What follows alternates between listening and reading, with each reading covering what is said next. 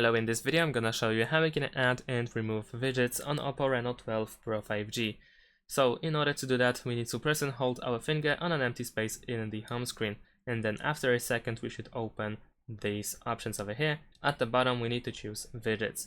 Now over here we'll find all widgets from all apps that have widgets. So let's say I'm gonna choose, let's say, Spotify. So now I can just tap on the widget in order to immediately add it. I can also move it around, so I can press and hold and then drag it somewhere. And I can also remove the widget by pressing this minus button over here, and then I can confirm that I want to remove it.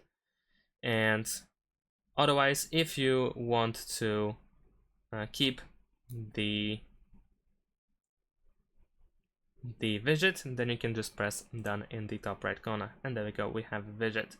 Now if you want to remove a widget just straight from the home screen, then you can press and hold your finger on the widget, and then you have the option to remove a widget. So you can press remove widget to make it gone, or the same way as before, press and hold your finger on an empty space, and then you will find these minus buttons. And that's it. Thanks for watching, leave a like and subscribe to my channel, and see you in my next videos. Bye.